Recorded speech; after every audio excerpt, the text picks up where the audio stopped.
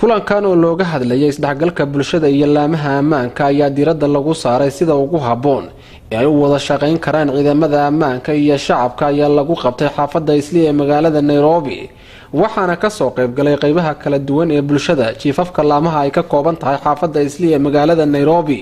qaar ka mid ah dadkii ka soo qayb galay munaasabada iyo Marwo Jawaahir Maxamed oo ka mid ah mas'uuliyiinta dhinaca ammaanka ee xaafadda Islii oo warbaahinta la hadlay kadib kulanka ayaa bulshada Soomaaliyeed ugu baaqay inay la shaqeeyaan ciidamada booliska wadanka. Huu mkutano kuletwa pamoja na kikundi cha Scofield wametumia pesa nyingi sana, na madhumuni yake ni kuwajulisha ya kwamba mukae pamoja, kabila zote za Kenya. Biashara zetu zinaendelea vizuri, tunaishi pamoja tukiwa watu kutoka tabaka mbalimbali, na umoja wetu mkumbuke ndio utatuleta pamoja. waxaan ahay mas'uulka xaafadda Islii Jawaahir Balidaha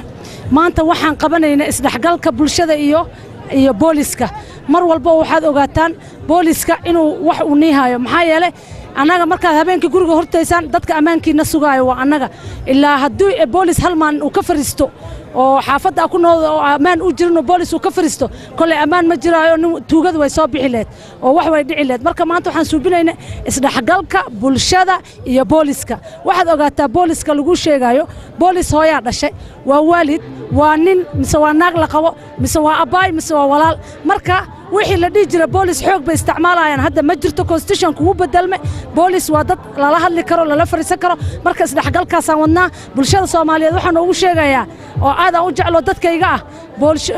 boolis inuu cadow ahayn oo aan la isdhexgali karo. wixii dhibaato jirana xafiiskayga waa ka dhabarku nagu haya ha noola imaado ha noola sheego. haddaad qofka aan la hadli karin oo luqadiisa aad garanaynin aniga Soomaaliyan af Soomaaliyan ku hadlaa qof muslim ah iimaw ii sheeg wixii ku haysto markaasna waxaan ku qaban karnaa.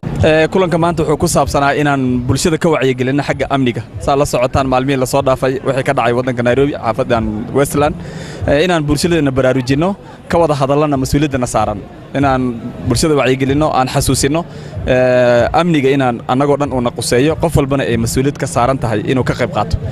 laamaha amnigana ay yihiin dad anaga aan qornay